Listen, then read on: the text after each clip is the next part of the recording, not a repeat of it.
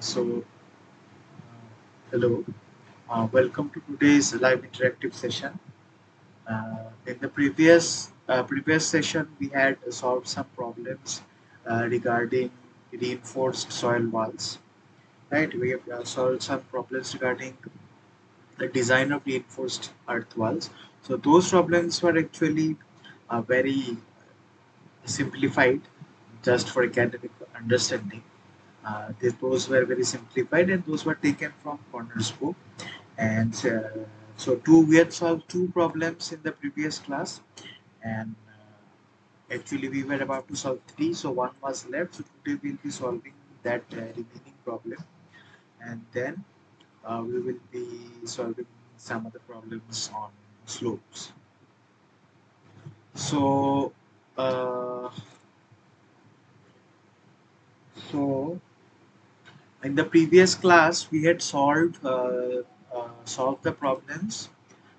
So first problem was with reinforced soil wall with the help of geotextile, right? So we use wraparound geotextiles to design our reinforced soil wall.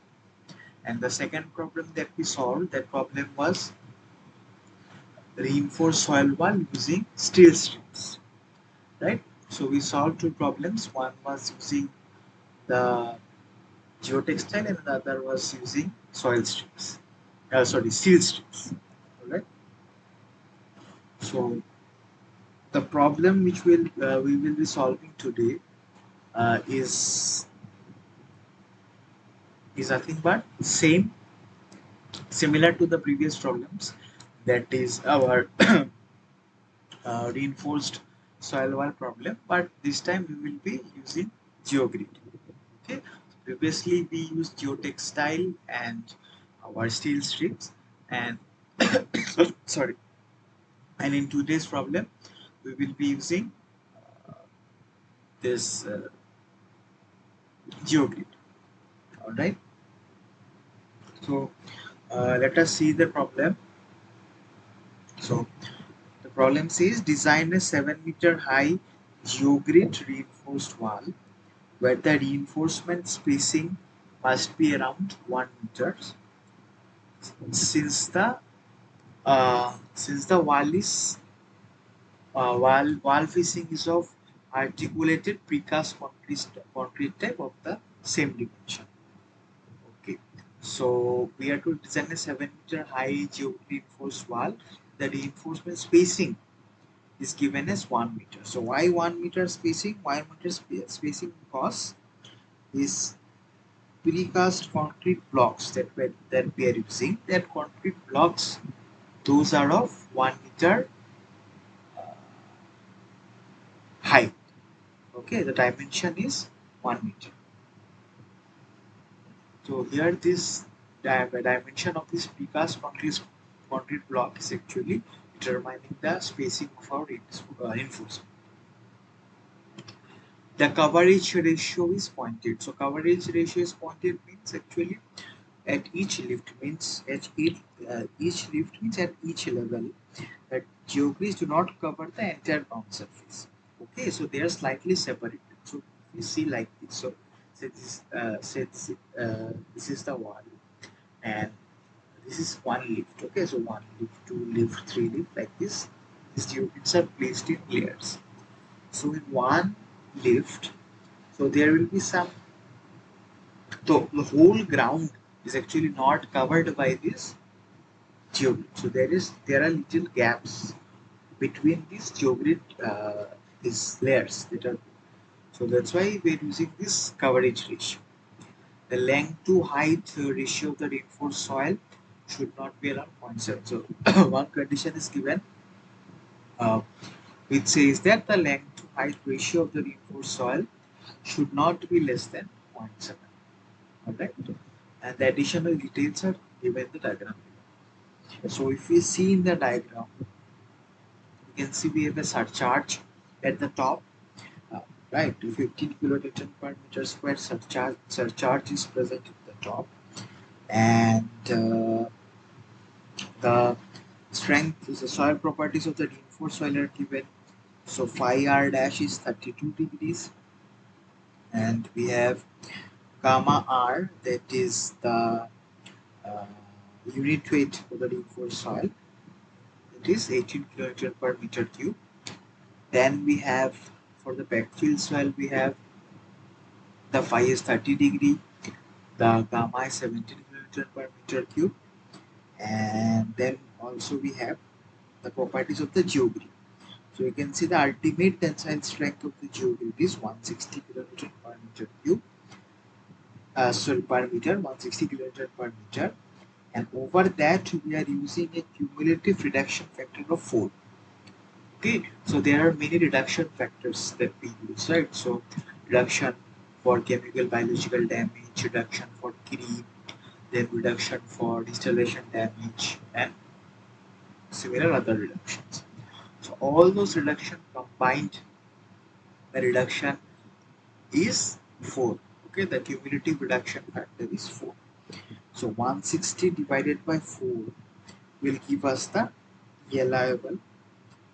Reliable is nothing but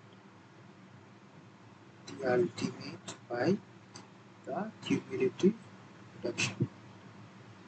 Right, so 160 divided by 4, we have the right. Then we have the factor of safety. Over that we are again using factor of safety to get the design tensile strength. Okay, design tensile strength, or the required tensile strength, to TL angle safety, so 40 divided by 0.4, it comes up to 6. And also we have some other coefficient, that is Ci, that is Ci is actually called the interaction coefficient. Okay, it actually controls how the geogrid actually interacts with the soil. There is some interaction coefficient we are using. That interaction coefficient is equal to 0.7. So all this coverage ratio, this coverage ratio is different. This interaction coefficient is actually determined from experimental results. Alright. Also, two more things are given. So one thing, one we can see here is delta.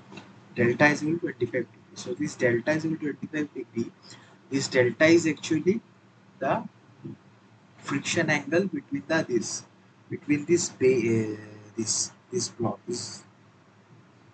block and this foundation soil. Okay, so that is delta. And then we have the bearing capacity of the foundation soil, that is given as 600 newton per meter. All right. So these are all the given data, and we have to actually design this. All right. So let us see.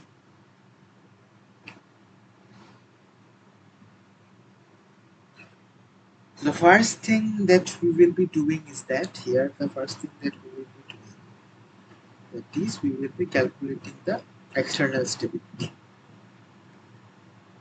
All right. So we will be calculating the external stability.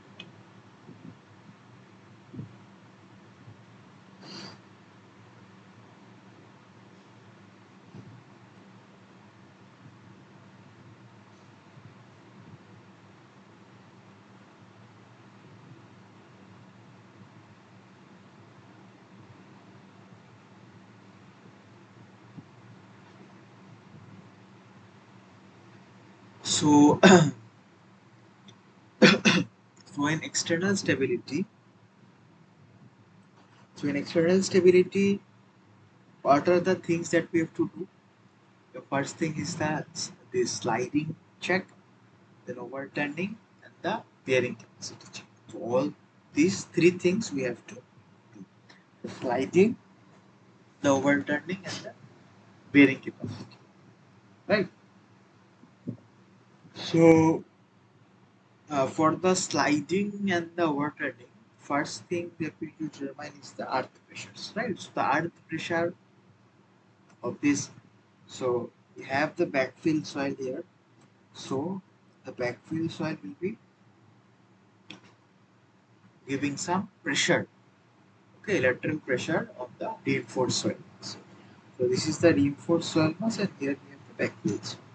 So this backfill soil will be actually giving some lateral pressure on the reinforced soil mass, right?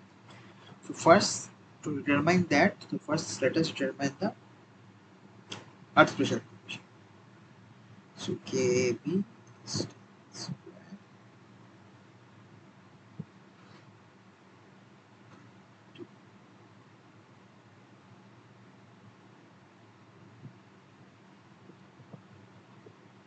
30 by 2, so this is 30. So we have, right, so we have the earth pressure coefficient, active earth pressure coefficient for the backfill soil.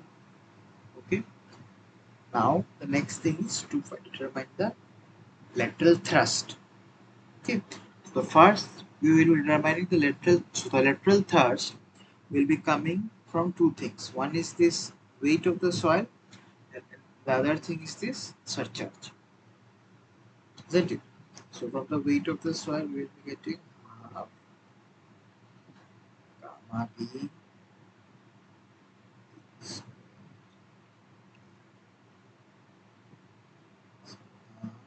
it is gamma b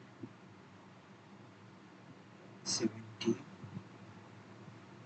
h is the height, 7. So let us calculate this.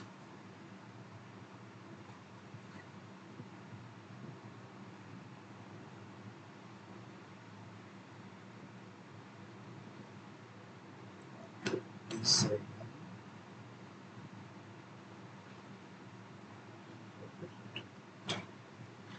Now the other earth pressure that is acting is due to this Q, right?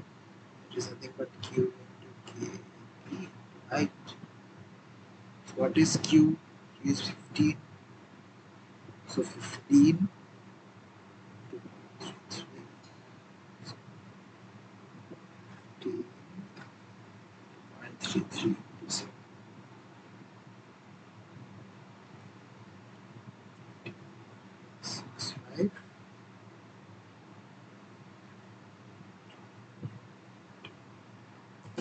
Alright.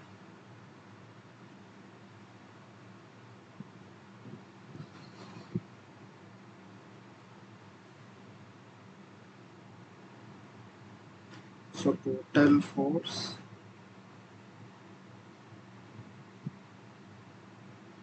much 137.25 plus 30, right? So 34.65 plus 137.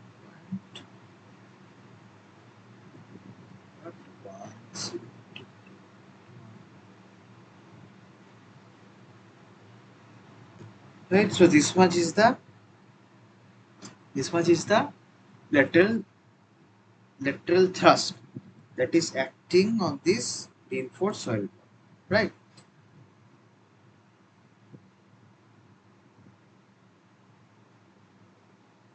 If I have to draw, so this is the reinforced soil block, right? Q is active, this Q, H, right? So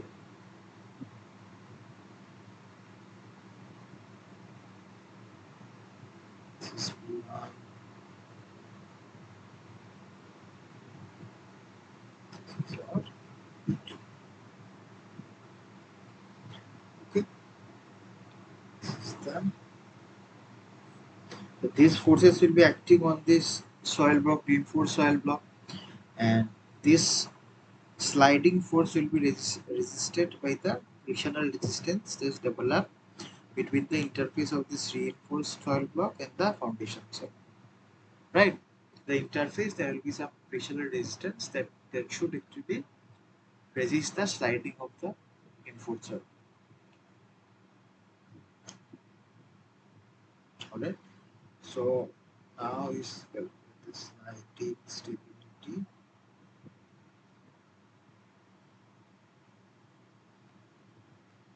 So what is this resisting force F?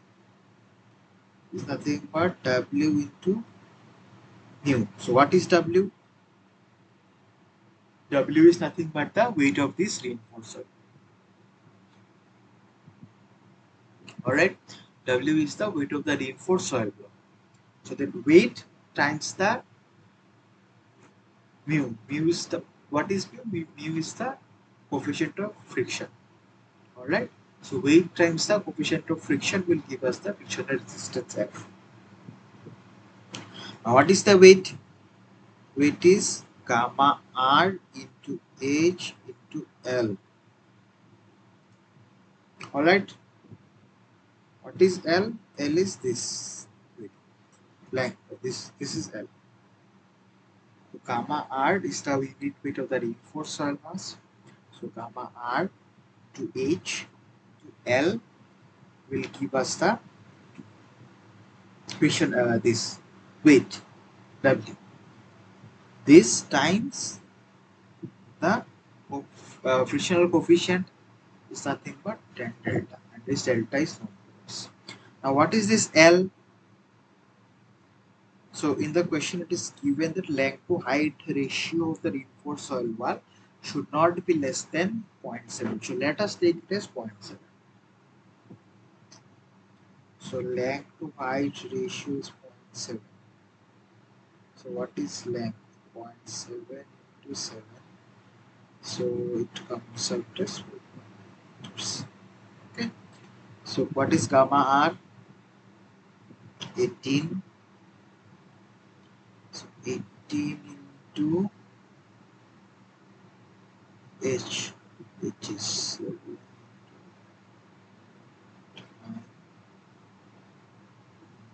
10 delta. How much is delta? Delta is 25.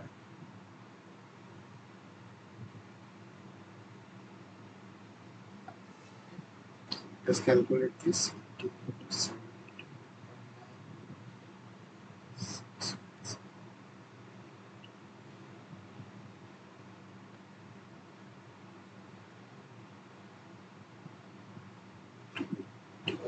Approximately 28.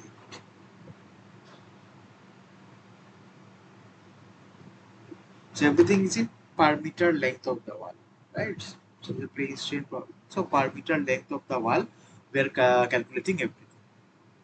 All right.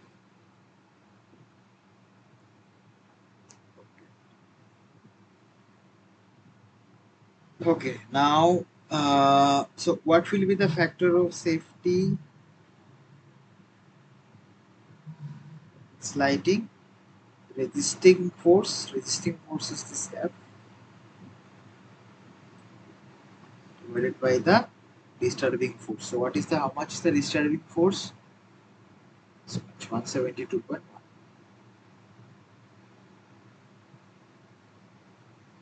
So we will get 1.67. This is greater than 1.5.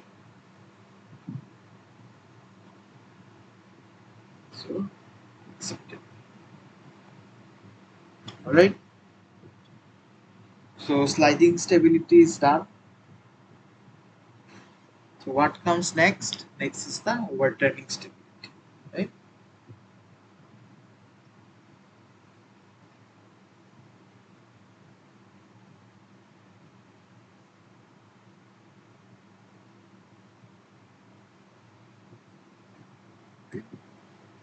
Next is the overturning stability.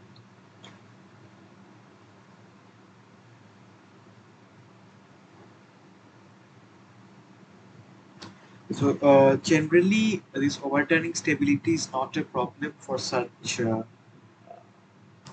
reinforced earth walls, okay, or mechanically stabilized earth walls. Generally, overturning stability is not a problem because it actually cannot. It does not have this inherent flexibility to mobilize the bending. All right. So due to that, overturning is generally not a problem. Always this overturning stability is generally satisfied. So let us just check that once. So what is this stabilizing moment?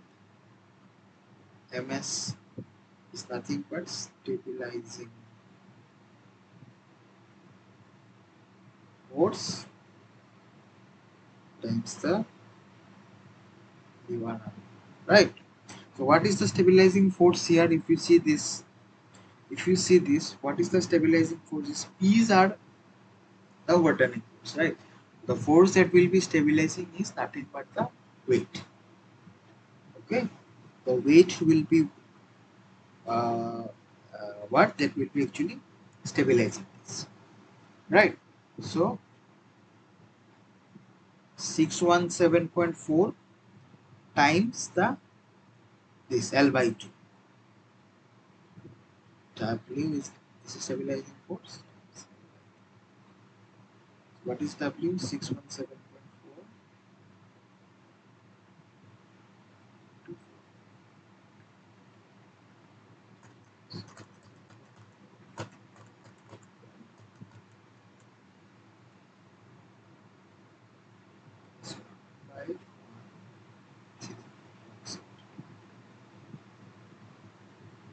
This is kilometer meter.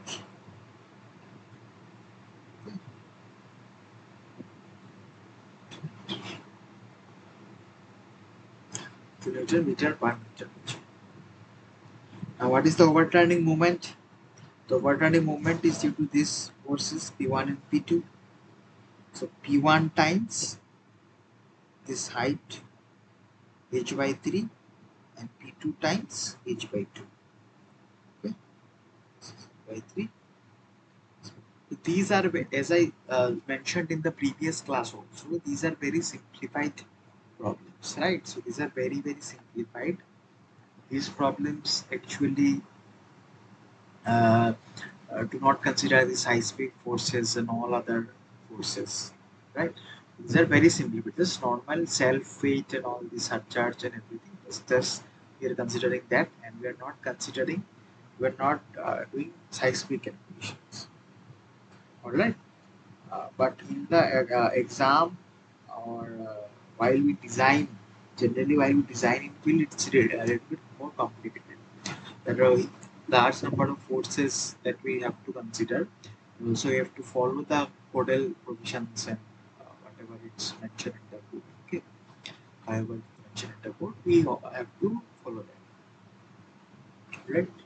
And as I said in the exam, if it's mentioned, always do the seismic calculations in whatever way that has been discussed in the class.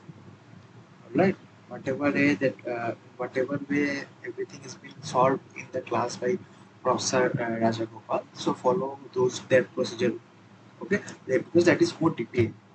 He has considered this aspect. He has solved some examples in the class, right? Those examples contain this solution with seismic forces and all. So you can solve even you can solve these problems also by considering some seismic forces by yourself, right? And you can redo this problem. Okay. So we got this stabilizing moment. Then now we have to find out the overturning force into develop. So P1 into 7 by 3 plus 2. How much is P1? 137.45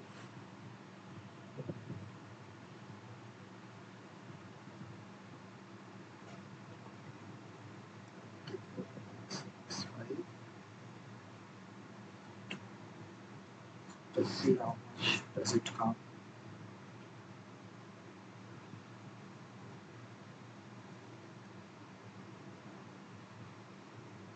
7 by 3 plus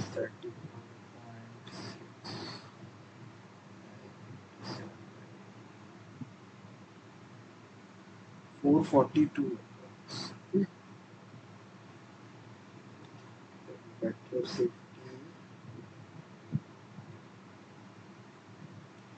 1513.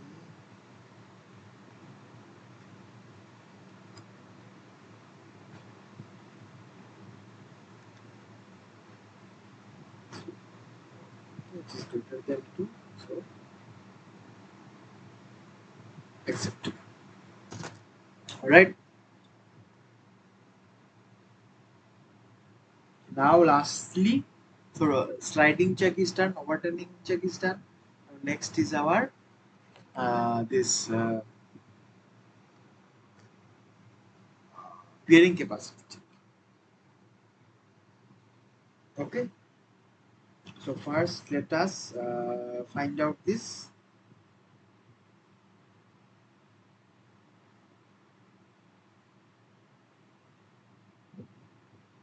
Okay. So first let us find this eccentricity. So what is the eccentricity? Turning by the vertical load. Okay, so moment divided by the vertical load. So what is the overturning moment? 442 divided by W. So W we already determined back 617.4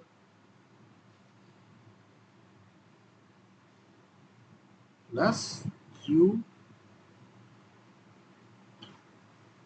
is 15 into L is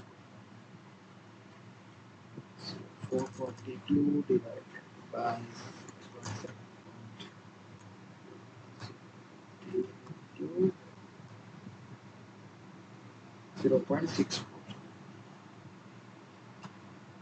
Okay, this is less than L by 6 or V by 6 width of the piece, right? So okay.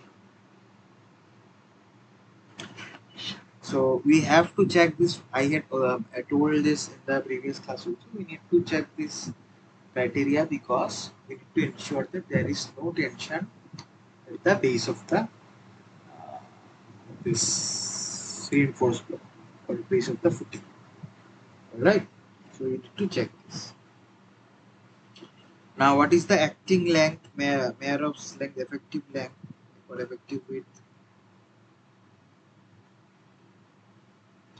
L minus 2IC. So 4.9 minus 2.64.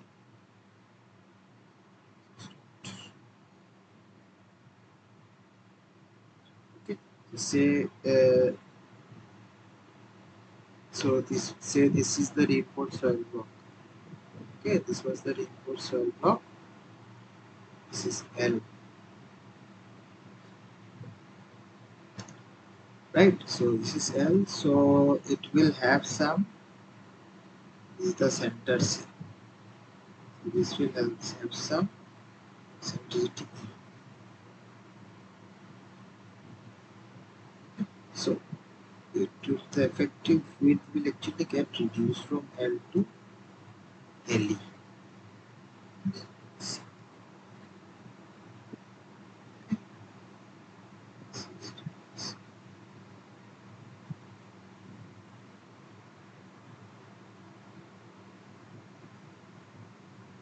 Okay. So what is the bearing pressure?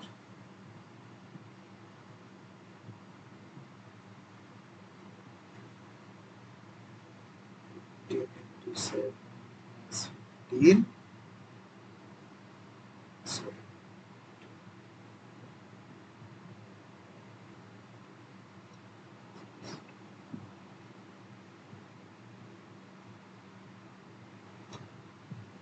So 18 into 7 is nothing but this weight. Okay, weight of this reinforcer. Into 7 plus 18 is the surcharge 141 into 4.9.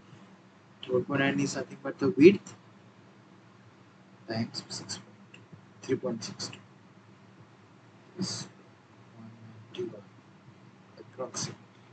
Okay, 191 kp.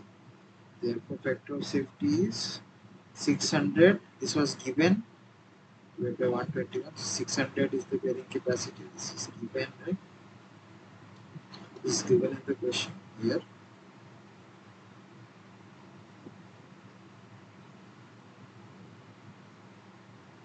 600 divided by 191. Yeah, it's greater than 2, so again acceptable. Alright, so external stability checks are complete. We did sliding check, overturning check, and this bearing pressure check. Then next we have the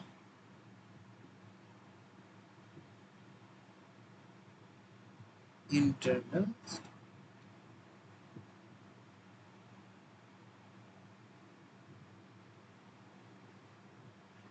Okay, so for the internal stability, let us write the expression for the horizontal pressure. Right, so we please recall how we solved this in the previous class. So same, similar to. All right. So let us write the equation for the horizontal pressure. So horizontal pressure is nothing but horizontal pressure due to soil plus horizontal pressure due to this Q surcharge. Right. So gamma into Z into KAR plus gamma into Z. Sorry. Sorry. Q into KAR. What is KAR? KAR is 10 square 45 minus 5R by 2. Is 5 of the reinforced one. Okay. 10 square 45 minus what is 5R? How much was 5R?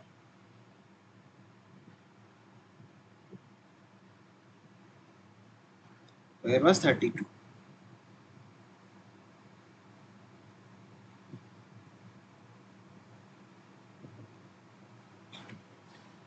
So just alright. Therefore, this one is equal to 18 into Z into 0.31 plus 15 into 0.31. Therefore, gamma H is 18 into 0.31 is how much? 5.58 Z plus 15 into 0.31 is how much? 4.65. So this is how our horizontal pressure is varying with this depth Z. Alright. Now for vertical spacing, if you remember, sorry, just have to add some more pages. Just a second.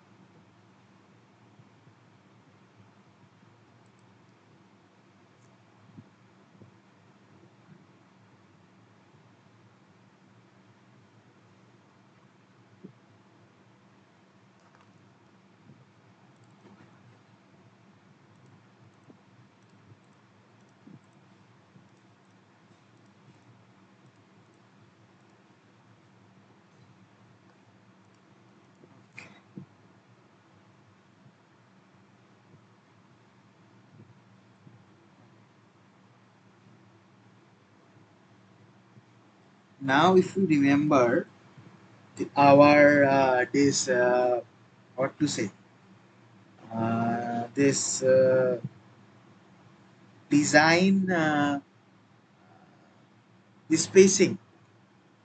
So actually uh, our spacing actually ensures that the pressure, okay, or the load that is coming on the reinforcement is less than the design strength, design tensile strength of the reinforcement, right?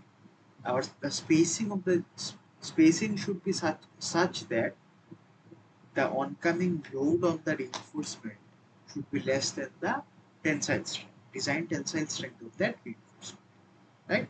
So using that, this design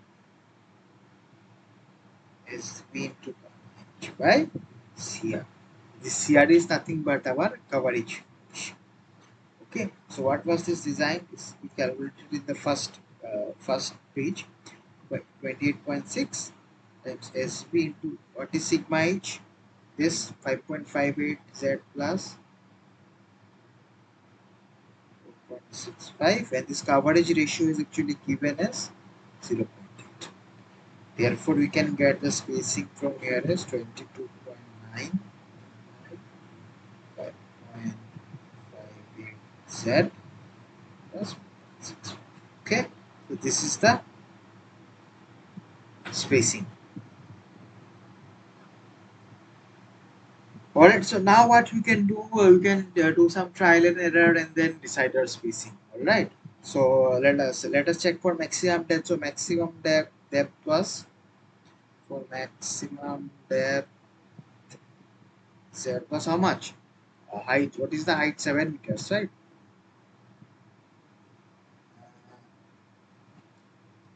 Okay, so just to check. So here, wait.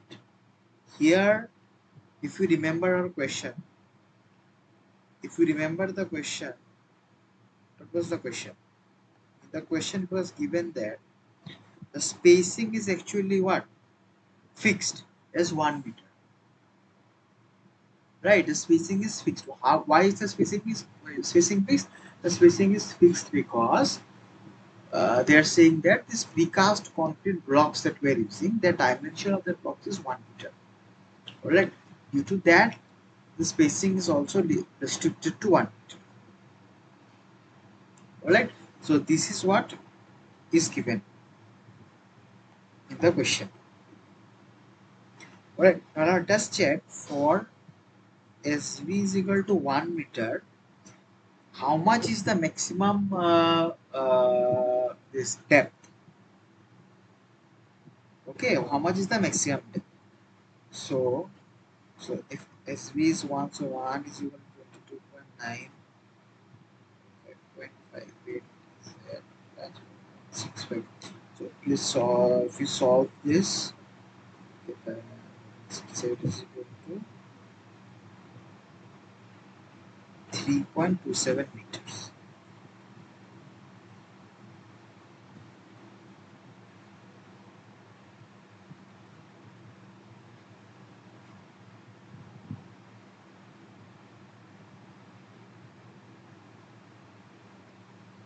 Okay, 3.27 meters. So if we use 1 meter spacing, then the maximum z depth that we can go is 3.27 meter. So what we have to do is somehow we have to reduce the spacing. Okay, so initially it was given in the question that try for 1 meter spacing. Okay, but we saw that for 1 meter spacing it's not possible. For 1 meter spacing, the maximum depth that we have we can cover, it is limited to 3.27 meters. Right. So now what we have to do, is that we have to reduce the spacing. So now let us check for 0.5 meter spacing. Okay. So for SB equal to 0.5 meter, 5, 5, Z. So if we solve this, we will get Z as 7.37 meter. Okay, so that is fine. Our height is 7 meter, so it is fine. So what we can do is that, so so height of each spacing block is 1 meter, right? So the top three blocks, we can put 1 meter spacing. Alright, so top three blocks we can put 1 meter spacing, and the remaining four blocks at the bottom we can put 0.5 spacing. So that will solve our problem. Right? That will solve our problem.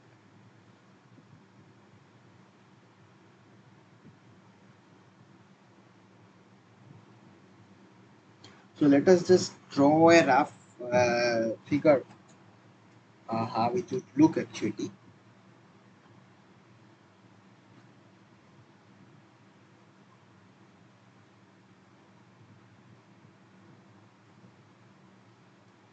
One, two, three, four, 5,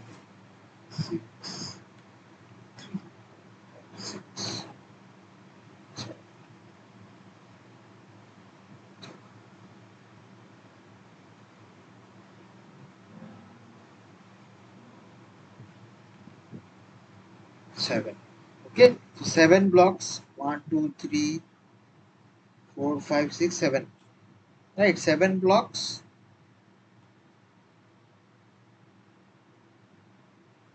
So much? This is meter.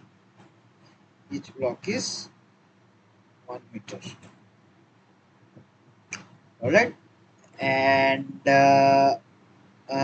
we saw that top up to here you can provide 1 meter space. Alright, so what we can do is that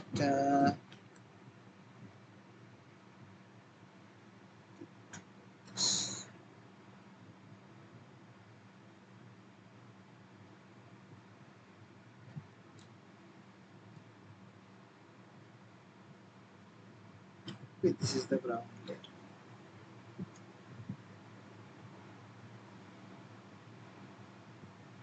So here we are putting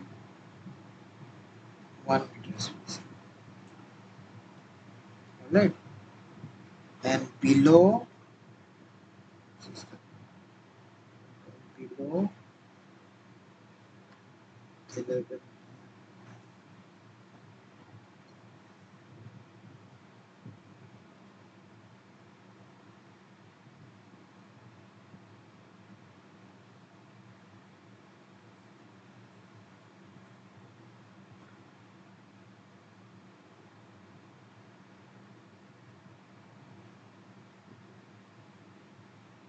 Pardon me for the background. Draw straight lines. Huh?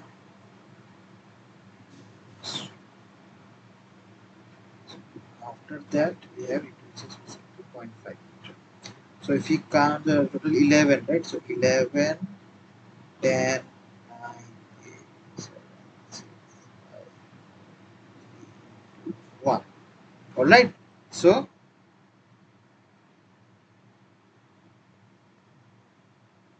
these are the 11 geogrid layers that we can place.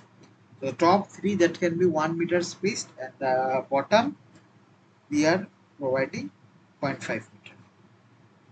0.5 meter spacing.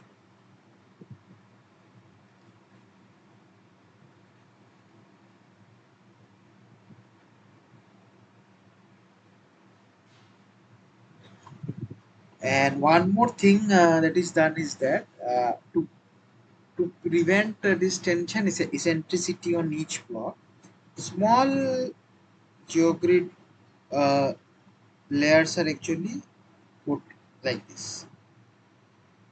Okay, small geogrid this reinforcement uh, layers are attached here. Okay, so that this uh,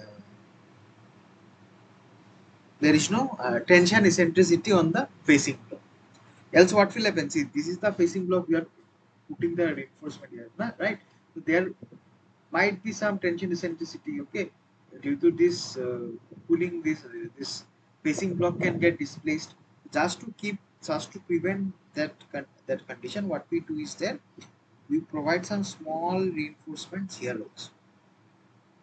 Alright, just to prevent this eccentric loading on the just to prevent the eccentric loading on the facing block.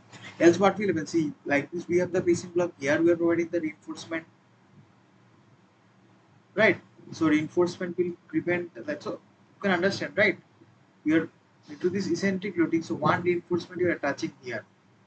So due to the eccentric loading, but this will get some eccentric loading and this might get displaced, right?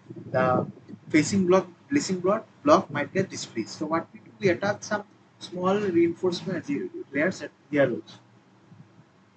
So top and bottom both will have some reinforcement layers. So there will be less chance of the eccentric loading will actually be distributed. The loading will get distributed, and there will be less chance of this displacement of the facing. Okay, so hence this small pieces of small lengths of these units are also tied at the top of these blocks, facing blocks. Right?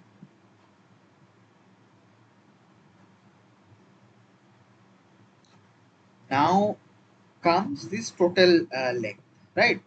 So this total length is nothing but what? It's Rankine length plus embedment length. So this much is the LR, this much is LE, right? So how to get this LE? How to get LE? SV to FS pull out 2 into LE into C interaction to coverage ratio. Okay, so sigma V spacing into horizontal pressure into factor of safety of pull out, that is the load, right? That is the load that is coming on the reinforcement.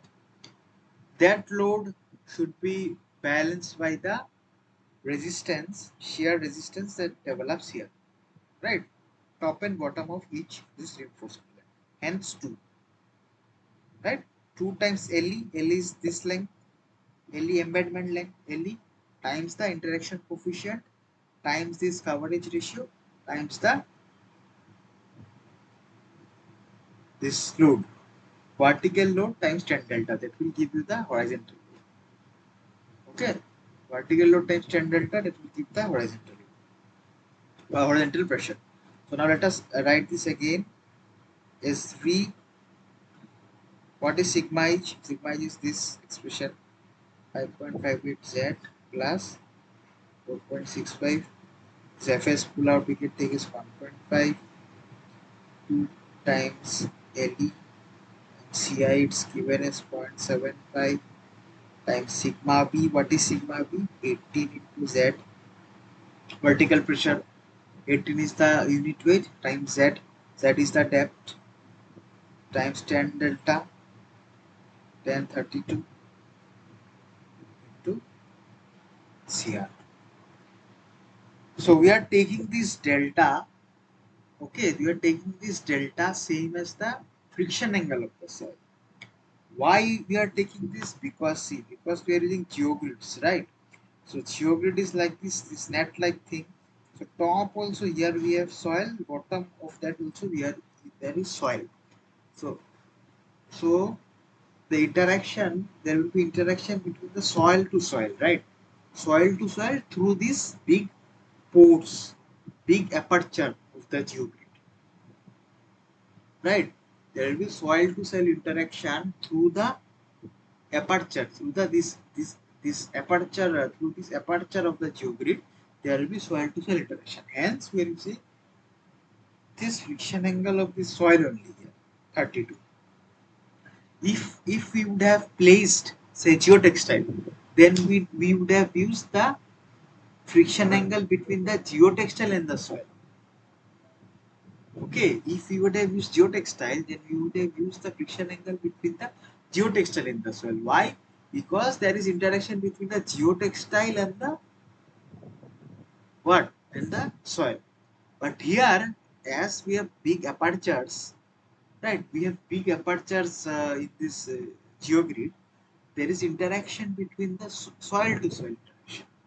Aperture, there will be interaction between the soil to soil, right? Soil to soil interaction through the apertures. So in place of delta, we are using this 32. All right. So from here, we can get Le as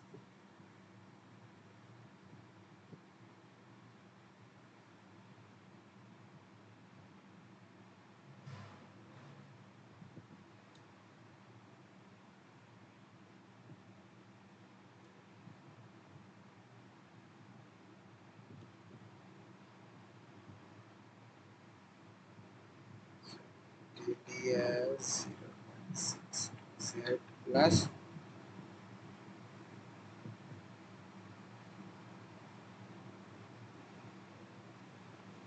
this is Le. What is Lr? H minus z.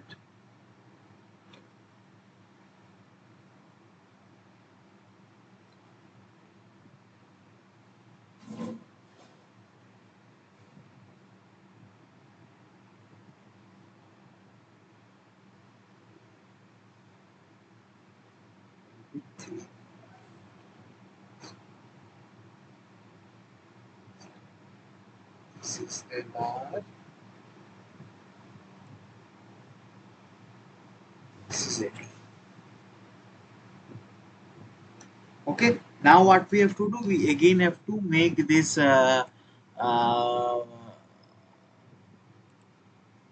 table. Okay.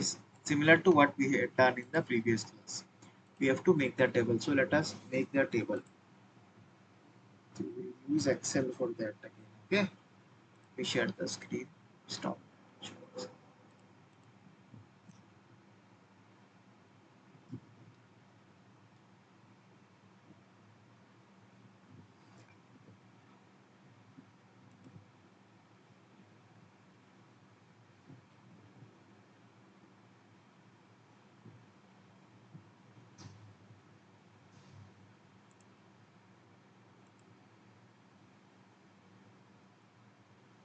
Okay. So I hope it is visible. Please let me know if it's not visible. Okay. I hope the screen is visible. This Excel sheet. I hope the Excel sheet is visible. Right. Please. If, if it's visible, please write in the text this message chat box. All right. Layer set SV,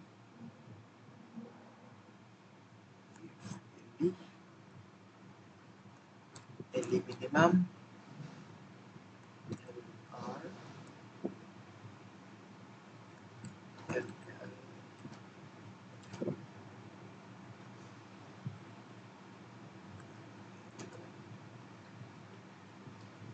This one layer we have 11,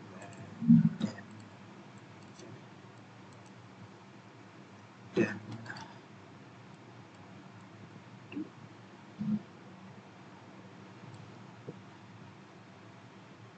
set 0.75,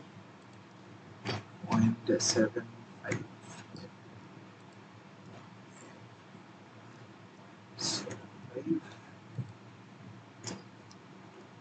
5, 3.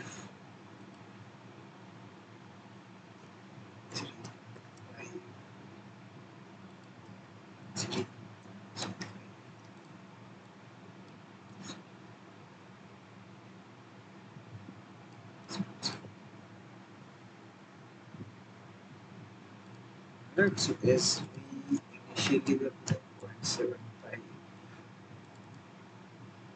Okay, then 1,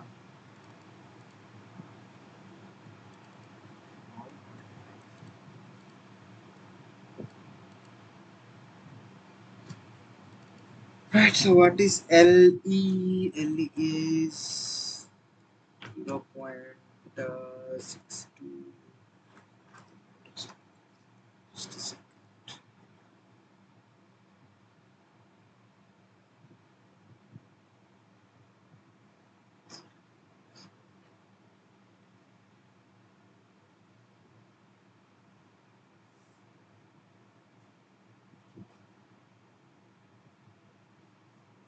0.62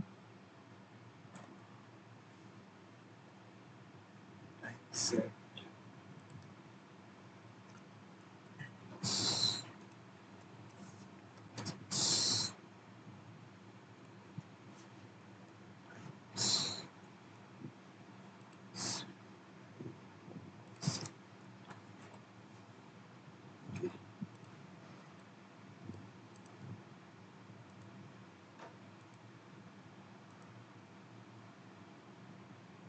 this. We have this LE. Now, what is LE minimum? Minimum we have to provide 1 meter, right? Minimum we have to provide 1 meter. Now, let us give it LR. LR is 3.88 minus 0.552 times how much? Z.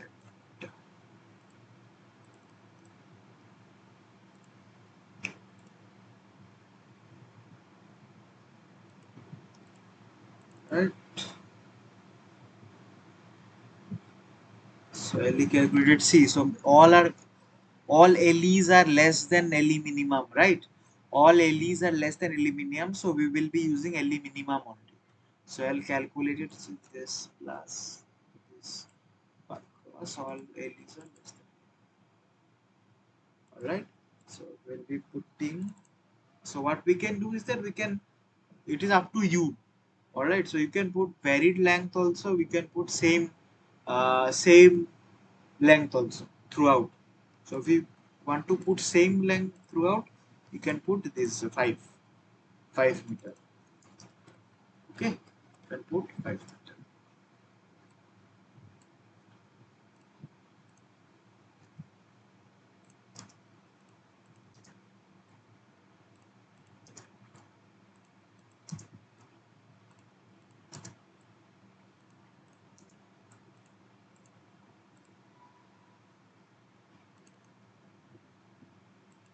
Alright, just copy this.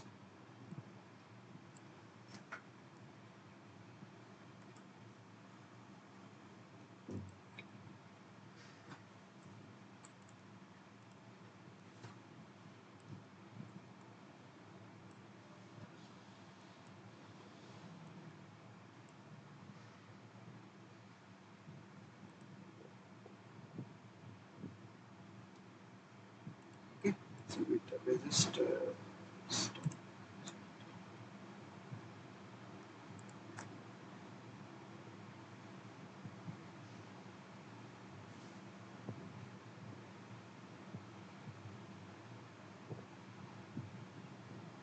just a second. I'll just share the screen again.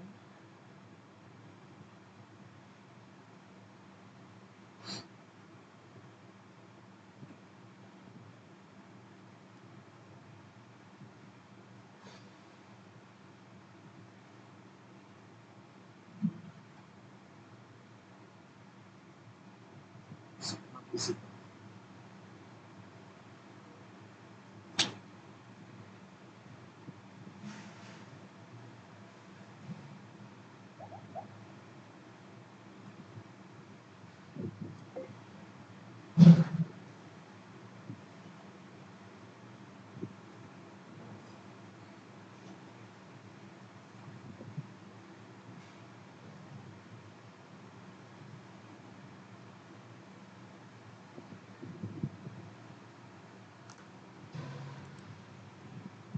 just a second. Is it not? Uh,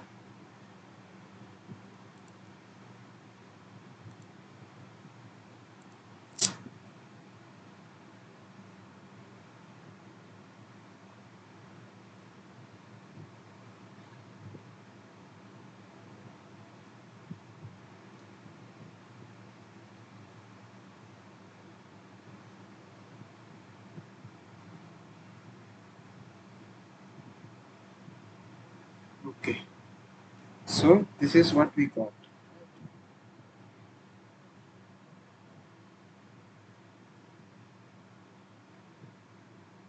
Okay, so this completes our design. So here we choose same length throughout.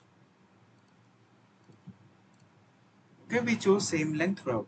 Now one more thing that we need to ensure is the connection strength, right? We need to ensure the connection strength between the facing block and our this geogrid that we are using. All right, so many researchers have given many things, and we how to, and also we it was already discussed in the class how this testing is done, how the test for testing of this connection strength is done. Okay, so generally due to this conservative approach,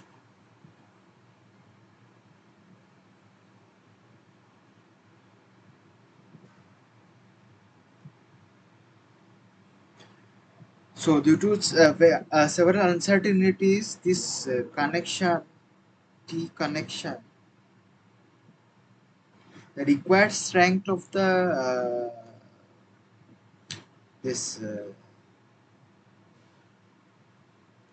connection is actually taken as greater than equal to the design strength. Okay, So should be this connection strength should be greater than 28.6 kilonewton per meter in our case. Alright, so this connection strength that we have to determine using the tests that we need to determine. This connection test that we determine has to be greater than or equal to this design strength. Okay, there is nothing but 28.6 kilonewton per meter in this. Alright, now this was just the design, this stabilization design, right? So mechanically stabilized earth wall, that design. Now also in case of these walls, what we need to do is that we need to also take care of the drainage. So in our case, we did not consider any water pressure or anything, right? In the calculation. So we're considering that the soil is dry. So what if it rains and the soil becomes wet? So in that case, we need to allow for proper drainage of water. So if we do not allow proper drainage of water, what will happen is that a huge amount of lateral thrust due to water will be acting on the wall. Okay. So to prevent that, what we do is use some drainage. We provide some. So these are the facing, right? So we provide some drainage layer here. Okay. Maybe in front this one in form of questionless sand or say gravel. Okay. We provide some drainage layer there. So this drainage layer is used as some here. And also some specific criteria has to be maintained. Generally, the- one thing is that you need to provide some drainage layer. Second thing is that if you are constructing, then you have to follow certain criteria for the backfill soils. So always our target should be that the backfill soil is also granular. Okay, questionless sand or say gravel. Okay, that should be our target. That to provide a drainage layer and also to keep in mind that the backfill soil that we will be using or this soil that we will be reinforcing, this backfill soil should be of uh, granular in nature. Okay, it should be granular in nature. So several researchers, several people have given several these theories or criterias for that. So you can follow any of the criterias and decide the gradation of the backfill soil. Okay, the particle size of the backfill soil. All right. So with this problem is over. So what we did, this was very simple, similar to the previous class. We solved initially what we did. So let us just see very just see what we have done very fast. So what we did, we calculated the external stability first. We determined the destabilizing forces. Then we determined the sliding stability. Determined the factor of safety in sliding. Then we determined the factor of safety in overturning, right? Then we determined the factor of safety in bearing. After that, we came to the internal stability analysis. In that, the internal stability analysis, we checked and set the spacing, and also we determined the embedment length, right? Embedment length and the total length, right? And the last we commented on the connection strength that we should have. Alright. So with this we completed our design. Okay. So this is complete, right? So this completes this reinforced wall soil earth wall design. Okay, simplified design. So as I will mention it again and again. So this is very simplified version. When we design in field, we need to follow codes, model provisions, and also design it very carefully, considering several number of forces. Right. Now let us go to the next topic. That is this embankment. Okay, embankment or slopes. So when do we call embankment, and when we call it as wall. That is the question, right? So for any slope that is steeper than 75 degree, that is defined. That is actually designed as a retaining wall. Okay, so all principles related to geosynthetic reinforced soil retaining walls are used. And so for slopes that are shallower than 70 degrees, generally you are designing it as embankments.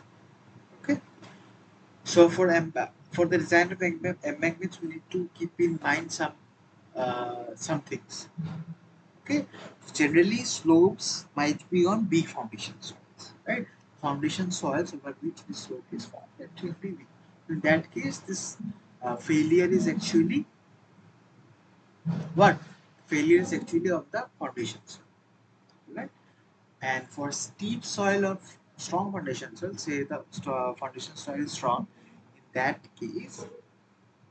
that case, we need to conduct this wedge analysis. So planar wedge analysis, slip circle analysis, while these are various wedge analysis that are conducted to determine to do the analysis, failure analysis of this slopes, steep slopes. Alright.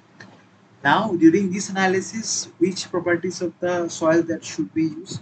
So for the soils that undergo large deformation, that is soils that are based on soft conditions, we generally use this constant volume or the critical state pressure value. Constant volume. So this friction angle, okay, friction angle using this. So this is the David stress, the axial strain. So from this, whatever phi we are getting, that phi and c are getting, that we put. Okay, and for soils that are strong, okay, for soils that are situated on strong foundation soils or soils that will slopes that will undergo less deformation, we use this peak values. Okay, use this peak values. All right. Now, as you can see here, for soils with phi is equal to 0. Okay, for completely cohesive soils, what we can do, we can take this failure wedge or trial wedges completely circular. And for C5 soils, what we have to do, we have to do this wedge analysis. You have to consider these wedges and then we have to solve. So for cohesive, completely purely cohesive soils, it is a little bit easier. And for C5 soil, what you have to do, we have to take these wedges and then. So it's a bit complicated. So generally, all these things are generally done using these computer codes. These are not done by hand because it becomes a little complicated because it's practically it's not possible.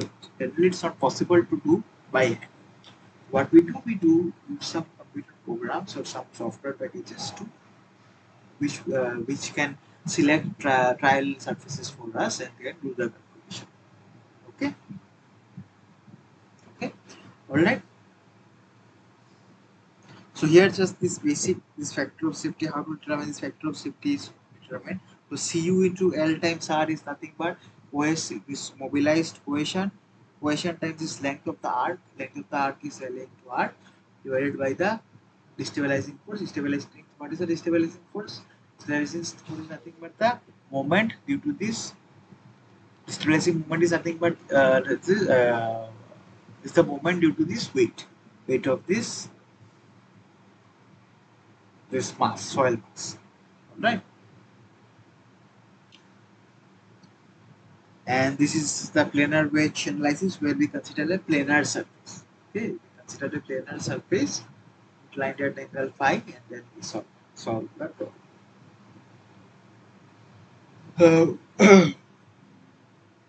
Let us solve this problem.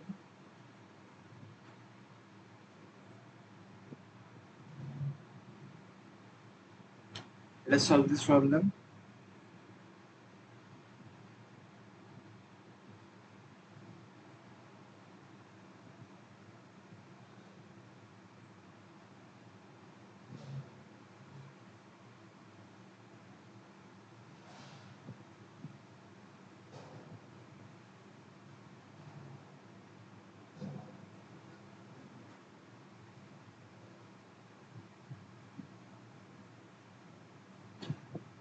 So let us read the question first. Assume you are dealing with a 10-meter high 50-degree angle embankment shown below. So I will show you the picture shown below, which consists of a silty clay. Okay, so the embankment is formed of a silty clay. The properties of the clay soil are given. Unit weight is 19 kilonewton per meter cube. The friction angle is 0 degrees. The C is 15 kPa. The area is 60 meters square. The center of gravity is also indicated. We'll see that. This embankment is situated on a silty clay foundation. The properties of the foundation are also given. The unit weight is given. The phi is given. The C is given. And the area is given. Now, the first thing that we need to determine is the factor of safety with no geotextile reinforcement. Okay, determine the factor of safety with no geotextile reinforcement.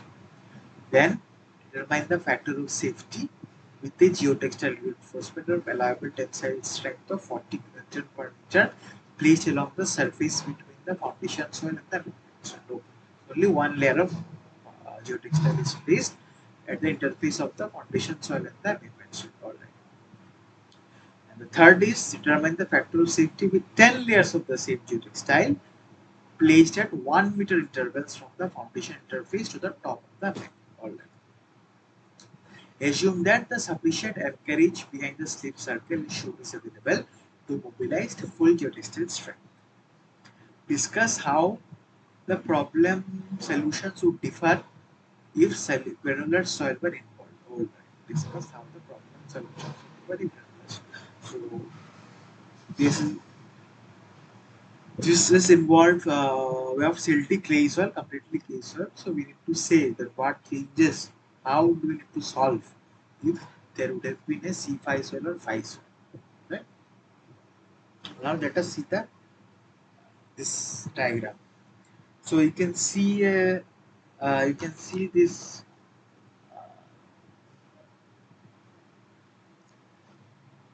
see this slope here, embankment here. So this is the embankment here, and here we have the foundation soil. Right. So here we have the foundation soil here, and here we have the embankment. Alright. So all the properties are actually given. These angles are given, and this slip circle is also marked here. Slip circle is marked, and also with the CGs that are given.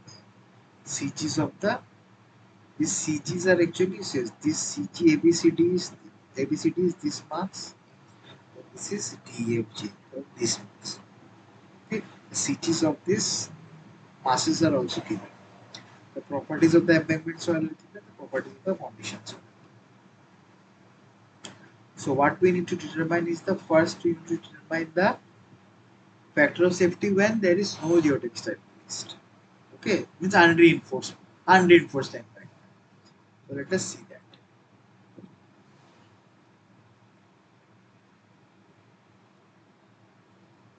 Okay, so first let us write down the weight of the wedge soil masses. So weight of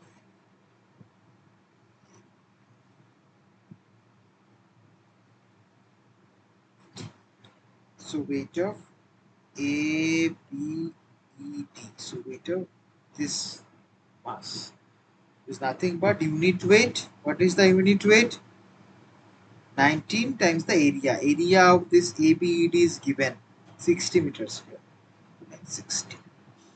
Will give us this one. Alright. Then we have weight DF. But 55 times what?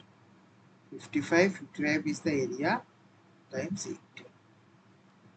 80. Sorry, not 80, 20.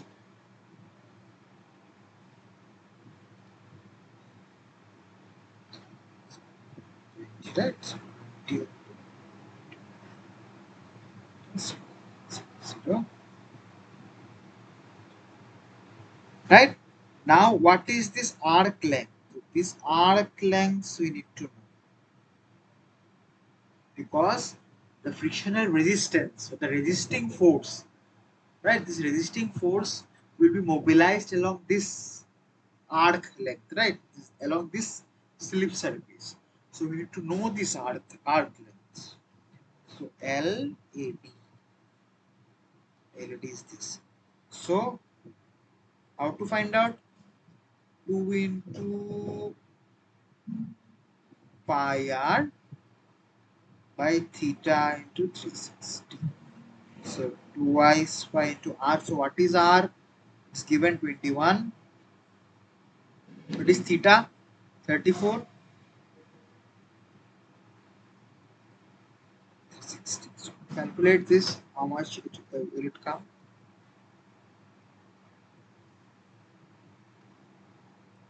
12.6.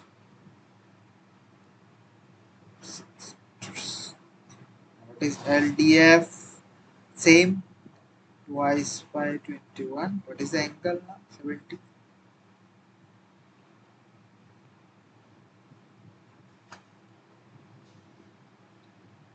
25.65 meters.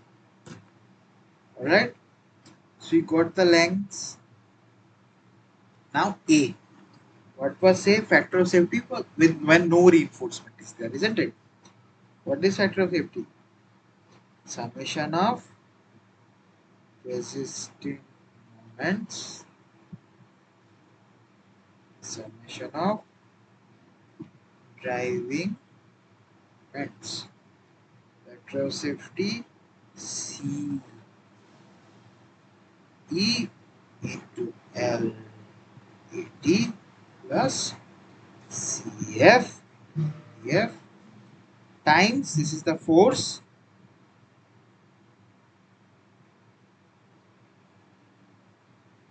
this is the force that will be mobilized, these times the radius that will give the moment, right?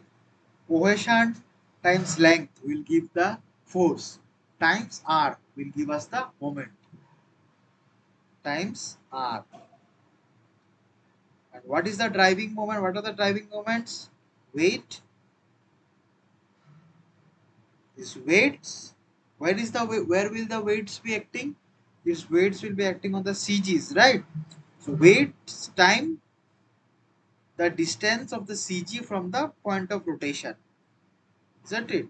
So weight times is WABDE times this 12.5, and this weight times is 0. 0 because what's the CG of this is actually coinciding this point rotation, center of rotation, right? So it will be W into 12.5 plus WTFG into 0. So what is C?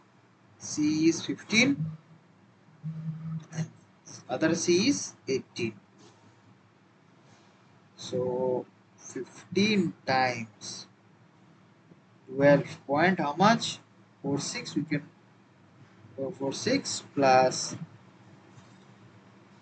18 times 25.65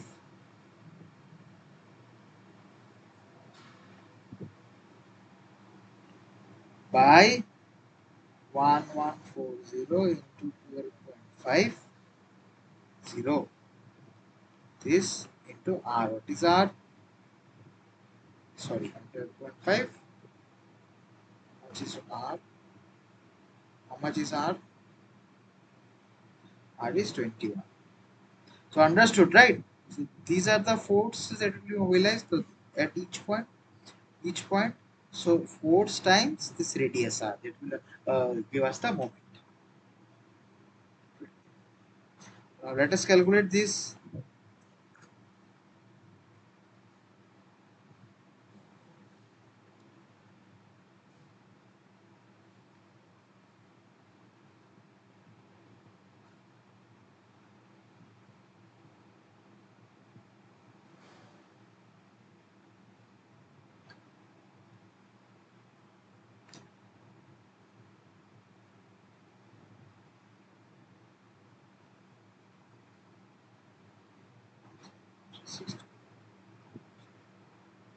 0.96. This is not acceptable. Okay, so without the reinforcement, this slope will fail. This slope cannot stand. This embankment cannot stand. Right? So without reinforcement, this embankment cannot stand. We need to provide some reinforcement. Now, what was the case first? What was the question for B? Determine the factor of safety with a single geotextile. Okay, so one geotextile is placed like this. Here, one layer of geotextile is placed. That case, let us see how much the factor of safety will increase. So, factor of safety is 13620. That will remain same. How much? What will be the additional T times Y by what is T times I? Y? T is the mobilized strength. This strength of it. We are assuming that the complete strength of the geotextile or what geotextile will be mobilized. So T is the design strength times the Y. What is Y? Y is how much will be Y? 17 meters from here to here distance. Okay, we are placing the geotextile here. So from here to the point of rotation, it is 17 meter. So Y will be 17. So 40, it is given, T is given as 40 times 17. So let us see how much it is increasing.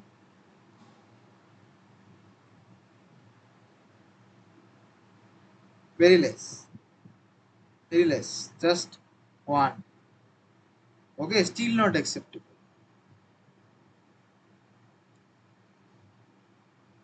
Still not acceptable.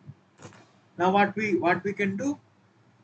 Let us provide more layers. Okay, more number of layers. So now what we are doing is that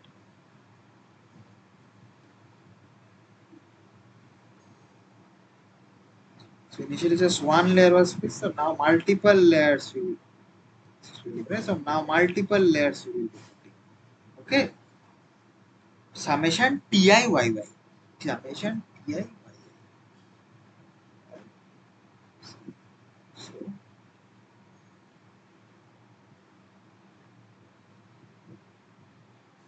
TI is 40 times YI. So initially 70. So 1 meter spacing. At 1 meter spacing, so at this one meter spacing, we are providing this geotextile layer up to the top. So 70, then 60, 10 layers we are providing. Then what? 50, 40, 30, 12, 11, 10, 9, 1, 2, 3, 4, 5, 6, 7, 10. So 10 layers we are providing.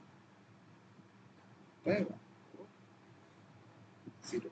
So if we are providing 10 layers, let's see how much the vector of safety increases.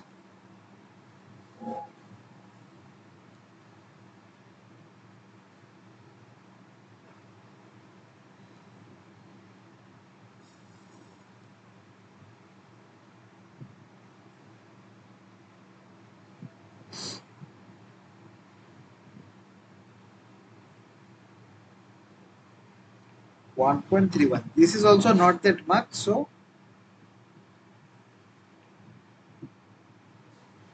marginally accept. Okay, not that much. 131 is not. What we can do, we can increase the strength of the geotextile, but we need to ensure that the strength is mobilized. All right, so, or you can more number of layers you can. So 10 layers you can say put 15 layers like this. You can increase that. All right.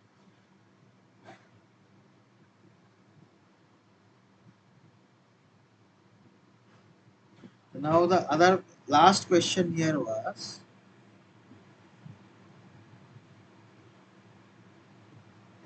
discuss how the problem solution would differ if granular soil. So as I said, if granular soil if granular soil would have been used, then we have to use the method of slices and wedges. So we need to take a slip circle, choose one slip circle, then you need to divide it into slices. Then we need to do this process. Then we'll take a different slice.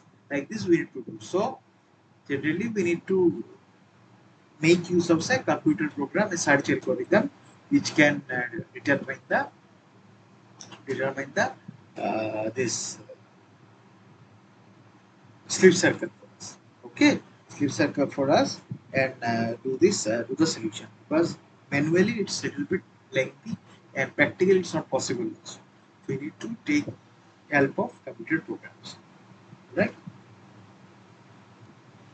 now,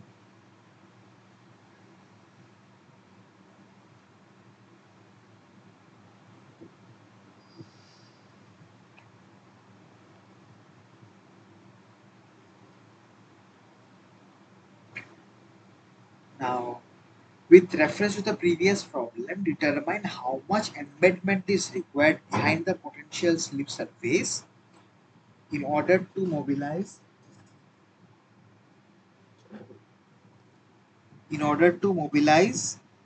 the allowable tensile strength of the geotextile. Assume that the transfer efficiency of the geotextile to the shear strength of the soil is 0.8, and, and the base the calculation on the factor of 51.5. Determine the total length of geotextile using axis. Let us see one by one.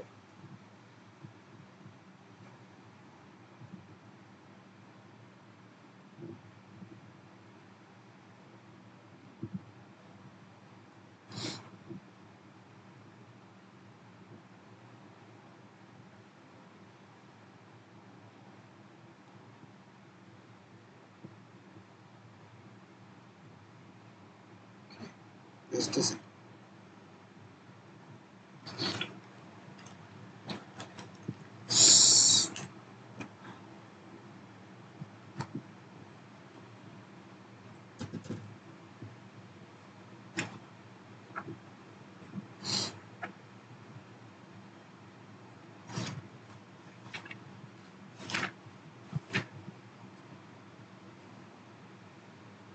So it is as determine how much embedment is required behind. So say uh, this is okay.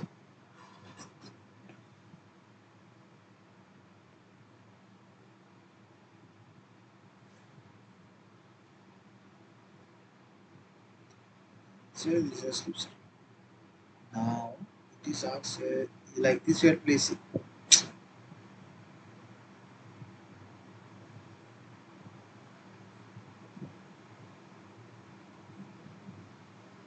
Like this we are placing the geotextile, right? So it is asked how much this length, this embedment length, how much it should be there required behind the potential slip surface circle in order to mobilize the allowable tensile strength of the geotextile. Assume that the transfer efficiency of the geotextile to the shear surface is 0.8. Okay. So for that, what we need to do is that so here, so generally I will okay. Let me just write that first. So transfer twice E. So twice tau ELE is equal to T allow into factor of safety. So this is what? This is the strength, right? And here we have twice tau because top and bottom. Tau is the shear strength that is mobilized at the top and bottom. Okay, E is the transfer efficiency, and L is this length.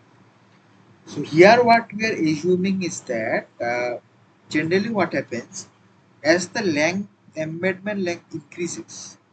Okay, embedment length. So here we are considering that along this complete length LE, this tau is equally mobilized, isn't it?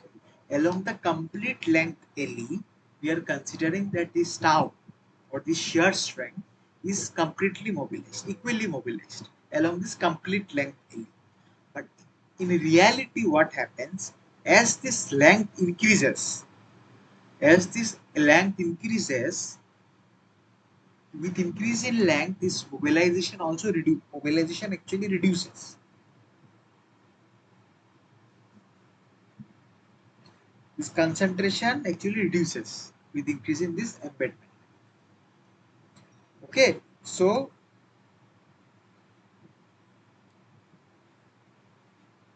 but what we are doing for our case, we are considering that uh, the shear strength will be linearly mobilized along this embedment.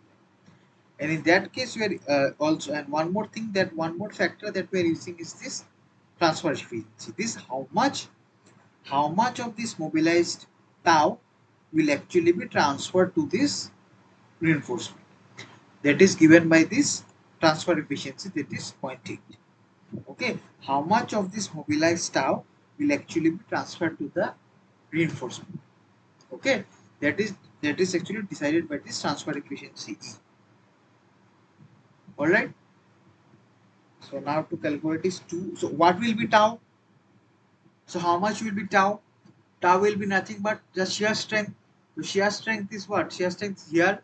Here what will be contributing? So shear strength is what? Generally C sigma by, right? Shear here shear strength is contributed by what? The cohesion only. So what is the cohesion? 15.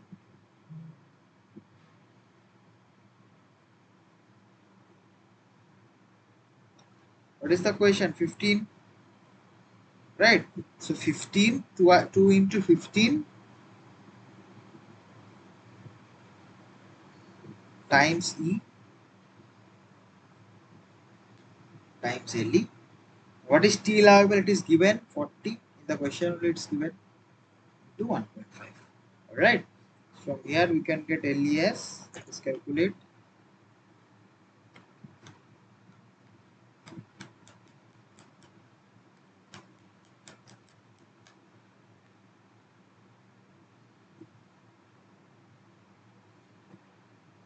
Forty to 1.5 plus 2.5. Alright. 2.5 meter is LE.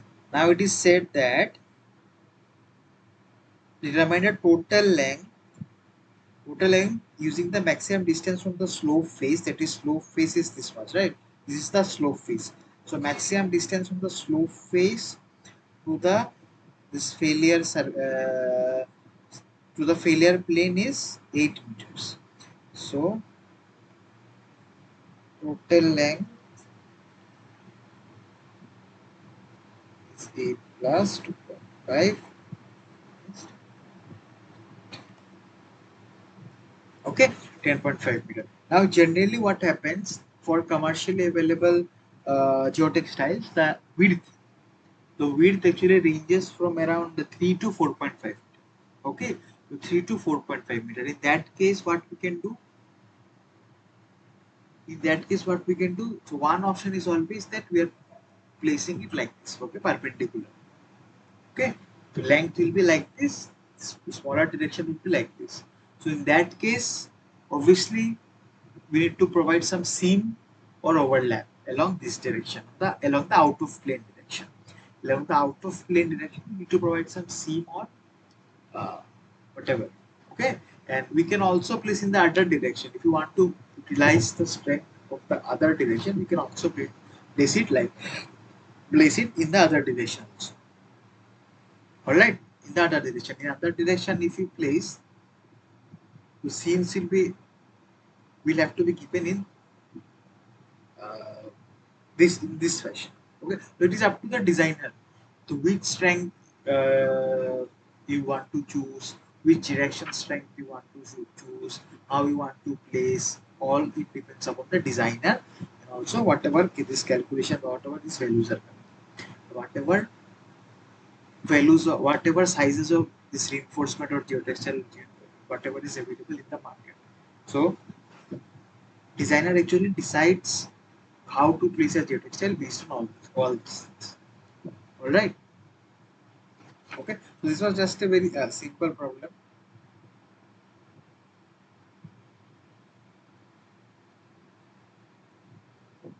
Okay, now let us see the next.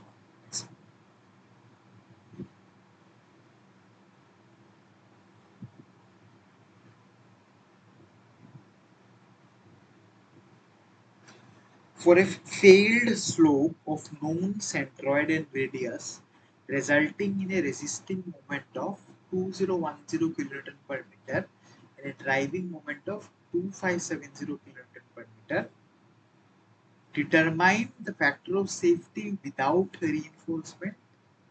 Okay, no reinforcement. Then the number of layers of specified geometry with ultimate tensile strength of 78.7 kN per meter, combined reduction factors of mismatch. Okay.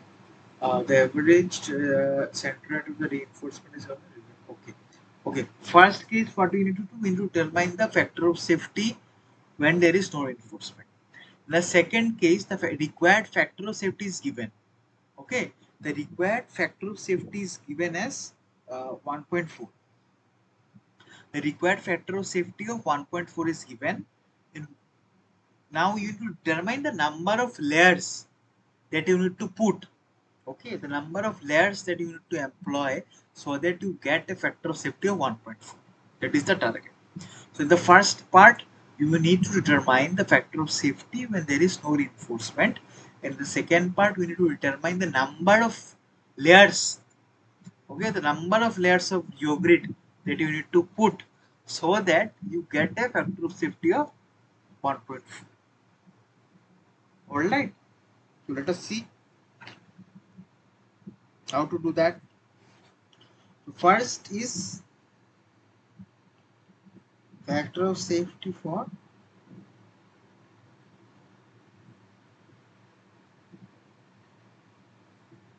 unreinforced case, right? Factor of safety for unreinforced case. Factor of safety stabilizing moment by disturbing moment. How much is the stabilizing moment? 2010. How much is disturbing moment? This will come out as how much?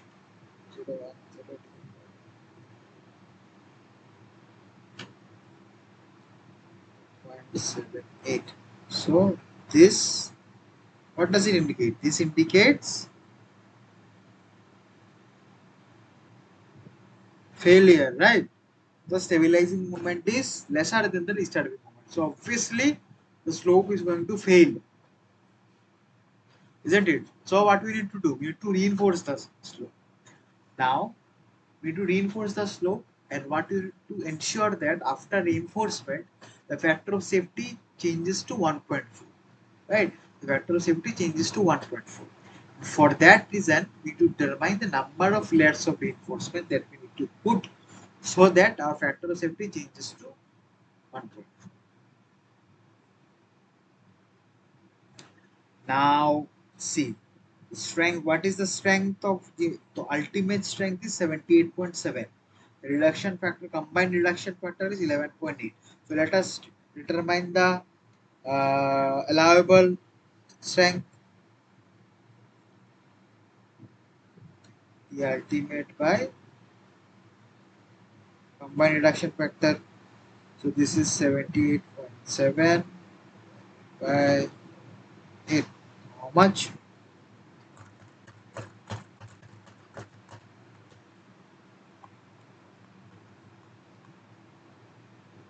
6.67. 6.67. Alright. Now what is the factor of safety? MS plus summation TIYI by MD. So this we can write as N. So same N number of layers into T allowable into Y average. Centroid average it is given, right? The average centroid of reinforcement is given. D. So how much is MS?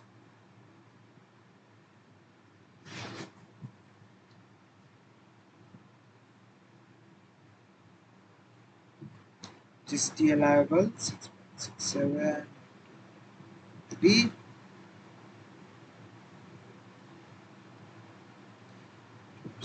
right?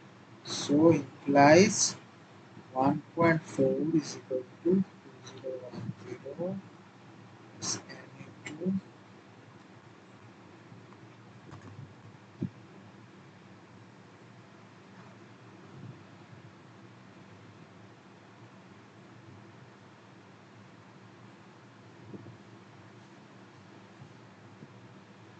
okay. So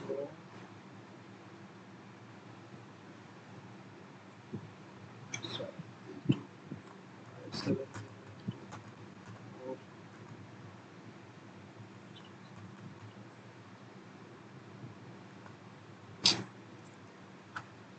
702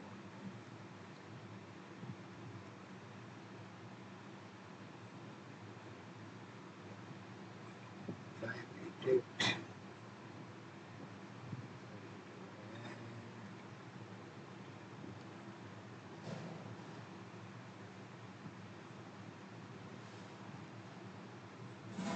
6.65. So what we gonna, so we use 17 layers.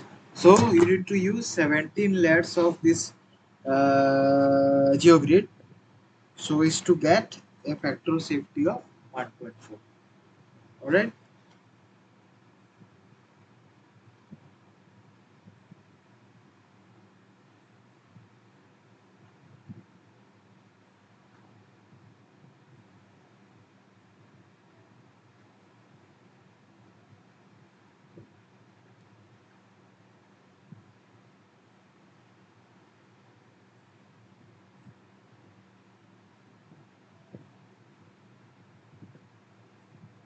Okay. Now here in this problem, we actually did not go into the detail of the design, right? How to uh, how to decide the spacing and how to decide the length, all right, length of the reinforcement, all these things we did not discuss actually, right? So various researchers have actually given various methods and design charts using which we can actually solve this problem. We can actually determine the spacing, we can determine the length of the reinforcement, all these things we can determine using various design charts and various methods. These are that are given by several researchers. Okay. So, to name a few, Jewel et al., Ruger, and Schmertman et al. So, these researchers are actually given some specific design charts, okay, design charts using which actually we can determine the length of the reinforcement and the spacing of the reinforcement. All right. So, Jewel et al. And Ruger, they actually considered that constant length, the length of they decided that the constant length of reinforcement is to be placed along complete height of the slope. Okay, constant length of the reinforcement placed parallel to the slope face. Okay, whereas the other researcher called Schmartman et al. Actually gave method and charts where he gave lengths that reduce with the height. Okay, so similar to what we saw in case of our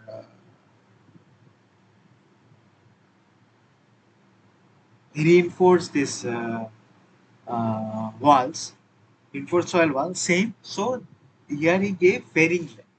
Okay, varying length. The length he varied the length of the reinforcement with the height of the slope. All right.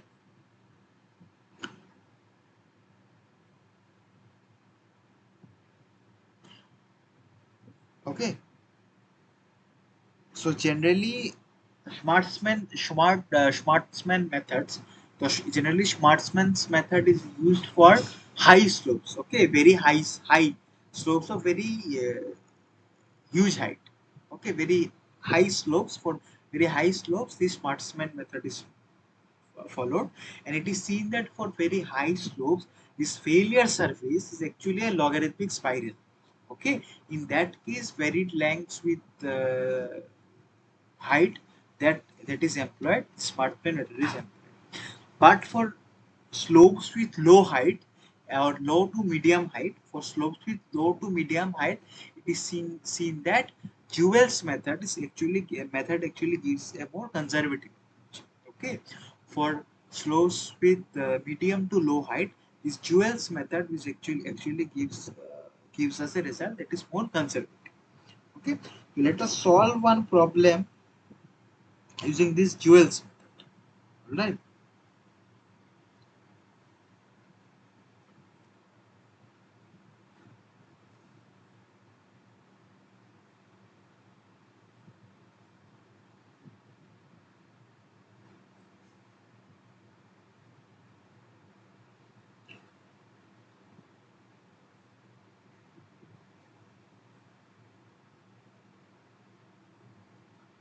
Okay, so to see the question.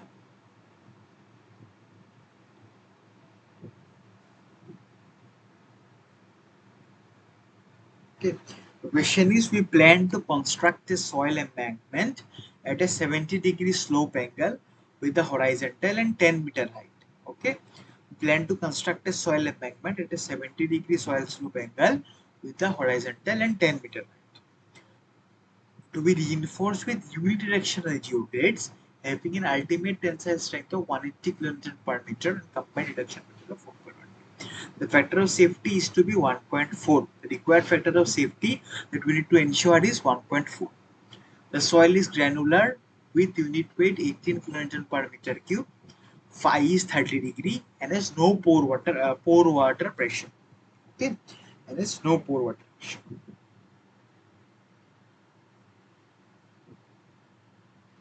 Okay, this RU is equal to 0. So RU is nothing but U1 pore water pressure divided by gamma into Z1. Say you have like this, say you have a slope. Okay, like this, say you have a slope. Like this, say you have a slope surcharge. Yes. Now at any depth, say Z1, we have RU1. At any depth, say Z2, there will be pore water pressures that are acting. Okay, along all direction U1, U2.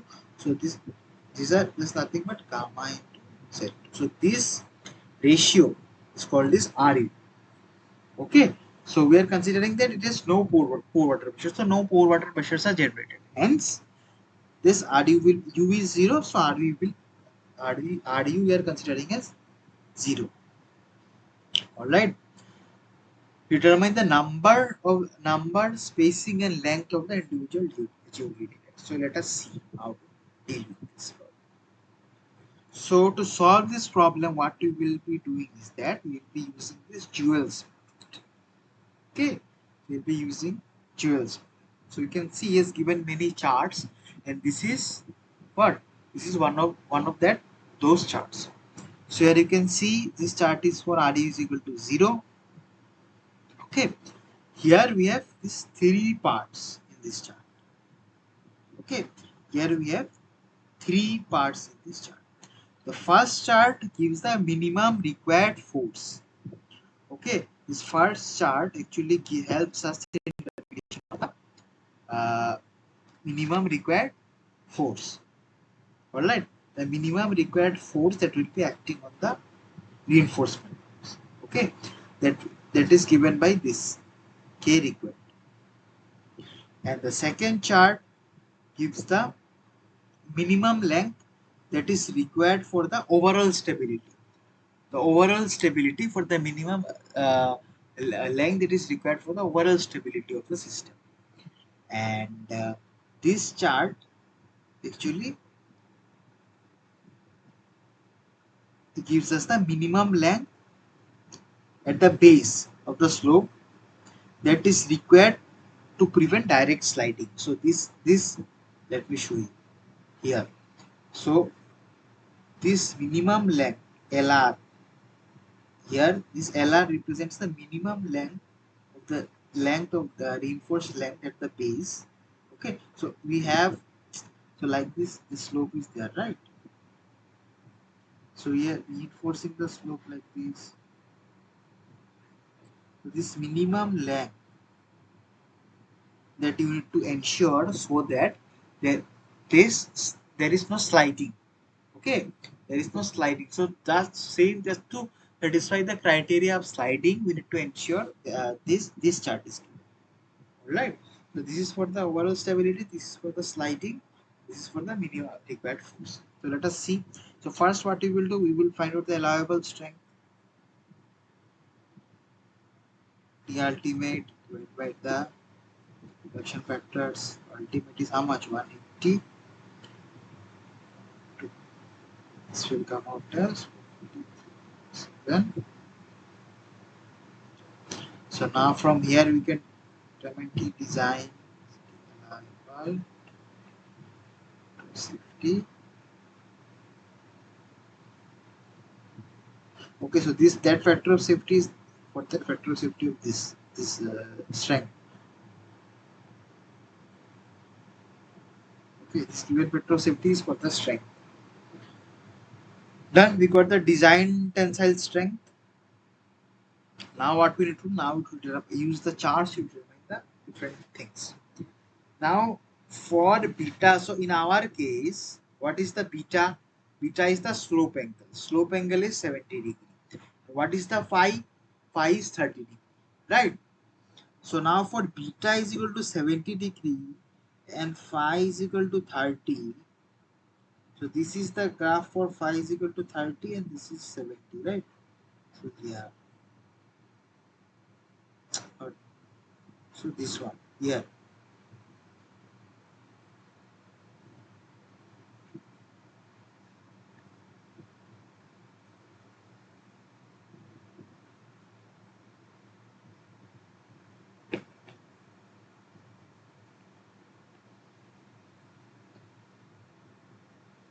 Okay, so this uh sorry. Yeah. So this point. Okay, so this point. This point. Right, so this is approximately, you can take it as 0.19. Okay, just approximate value. Okay.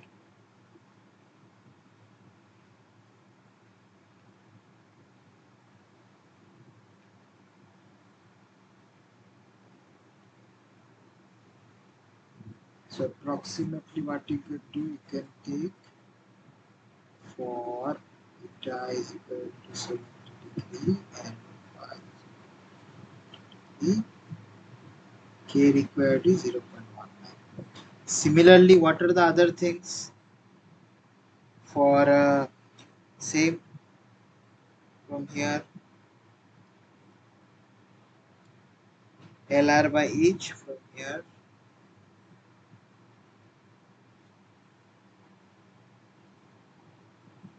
is same.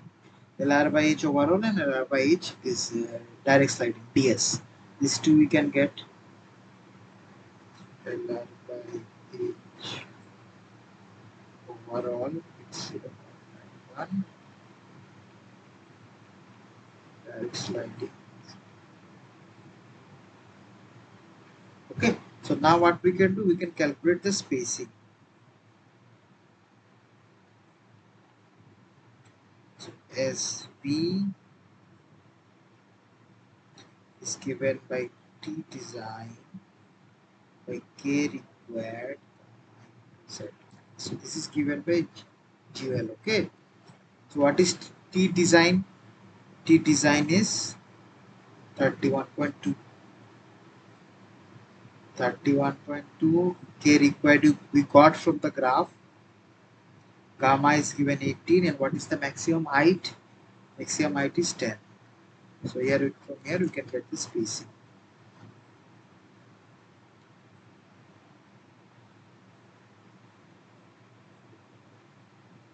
Comes out as 0.9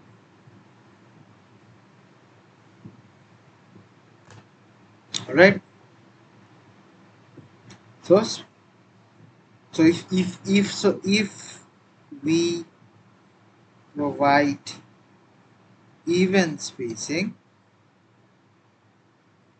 then total number of layers that we can provide, maximum number of layers that we can provide if the spacing is even. If we provide even spacing of 0.91, so the maximum number of layers we can provide is h by sv stand by 0.91, so 11 layers.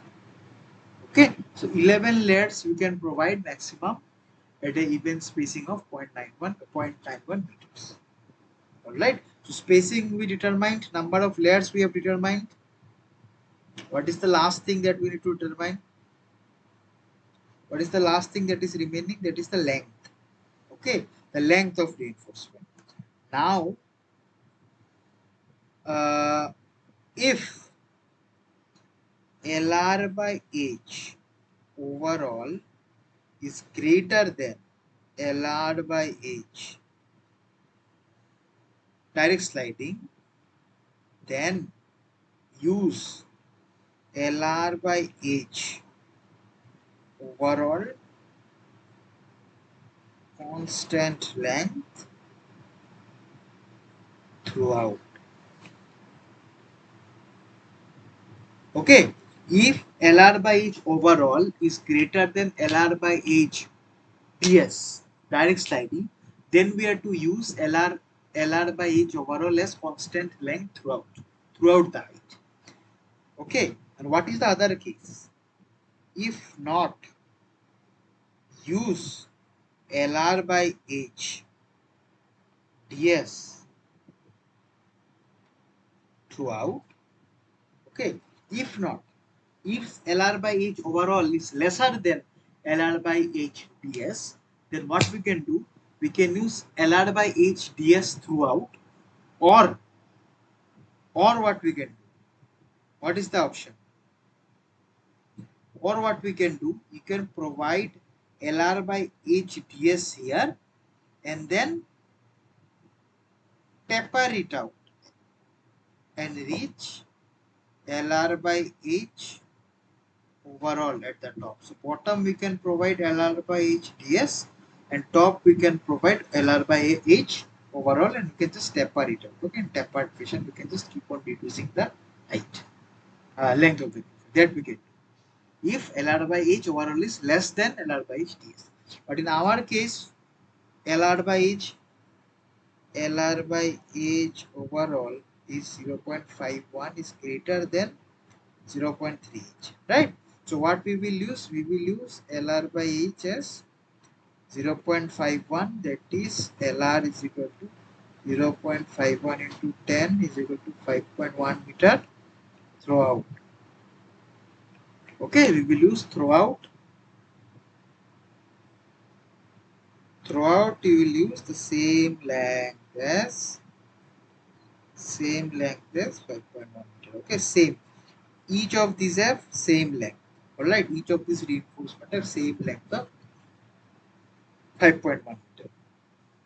Alright, because our LR by H overall is actually greater than what? Actually greater than LR by H. LR by H this ds. Now if LR by H ds was greater, then here bottom we would have provided LR by H ds and we would have tapered it out, reaching up to LR by H overall at the top. Right? We would have tapered it out, or we would have provided constant LR by H ds. Okay, these two options. So remember this criteria. Okay, if you are using this jewels method. All right. Okay, so I hope this is clear.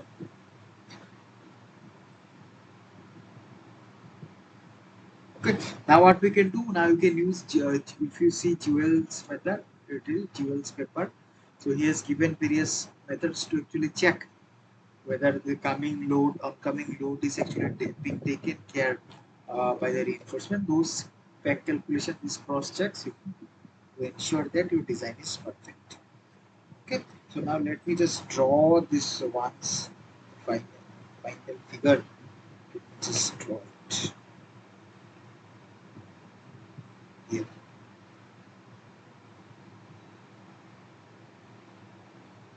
This is the slope.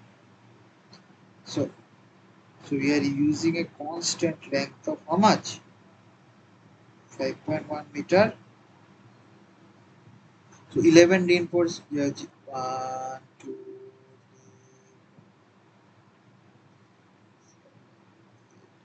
so like this, there is no space. So 11 number of reinforcement at 0.591 meter spacing we are using. Okay. This is alright. And this is and one more thing you can do is that you can provide, if we are using facing blocks, again like previous cases, what we can do to prevent eccentric loading, but we can do small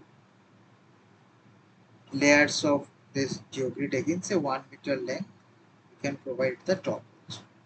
Okay, like this. Okay. Okay. So with this we end this design of embankments and slopes. Okay, in the next class we will see what we can solve. Okay, whatever is being solved in the class, we will try to solve those problems. All right, so we'll see. So actually not much questions are available. We've seen the next chapter, whatever like the next week, whatever is being taught, not much questions are actually not available in the textbooks or like that we can solve. We can practice problems kind of things. We will see what we can do. All right. So I hope this was clear, and with this we will end today's session. Let's see how did we solve this problem. So we use Jewel's method. So we're using Jewel's chart. We determined all these factors. All right. So first we determined the spacing using this K required that was determined from Jewel's chart. K required we got from K required we determined the spacing. For spacing we decided that we will be providing equal spacing. So from spacing we determined the number of layers. After that, what we did, we determined these lengths, the overall lengths we checked. We determined the overall lengths and these direct sliding lengths. And based on these lengths, we choose the length of the reinforcement, and we then finally we give the panel diagram. Okay, for reinforced. All right. So with this, we will end today's session. All right. So thank you for attending. Have a good day.